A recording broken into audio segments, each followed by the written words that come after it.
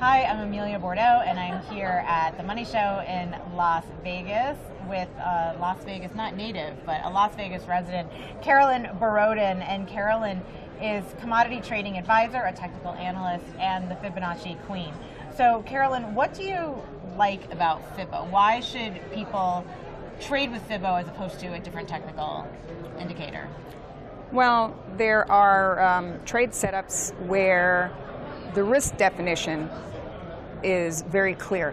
And for example, if you find a Fibonacci price cluster that comes in within a relatively tight range, and the market holds and the market starts, trading or working out as far as your trade setup, you know that your risk is minimal because it's going to be right underneath the zone.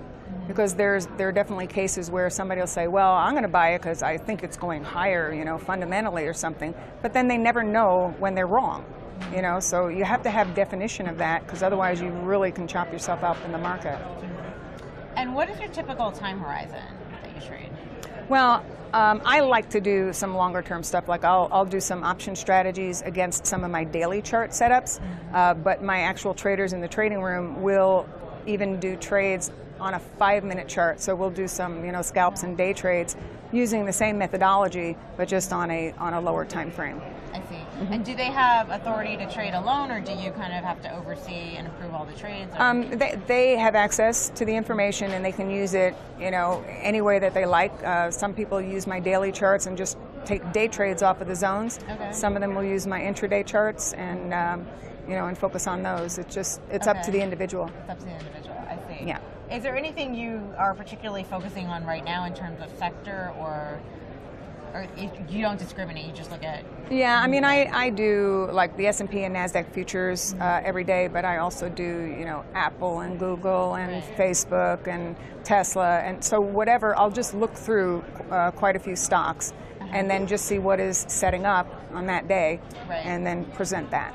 Okay, interesting. Have you looked at all at Uber?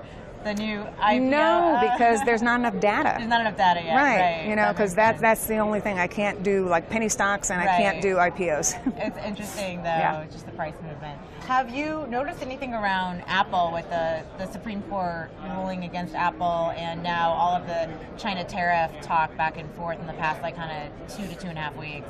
Well, there's one thing that I follow. It's like I'm not going to talk about fundamentals because that I don't follow. You don't follow. But I did notice that I use the 513 EMA crossover on the daily chart, and if you look and if you overlay that on the Apple chart, you'll see that it was good for a huge swing up, and then now, a few days ago or last week, it broke. You had the 5 cross below the 13, and that's like your first indication to get the heck out and get on the side until it starts to look good again. Right.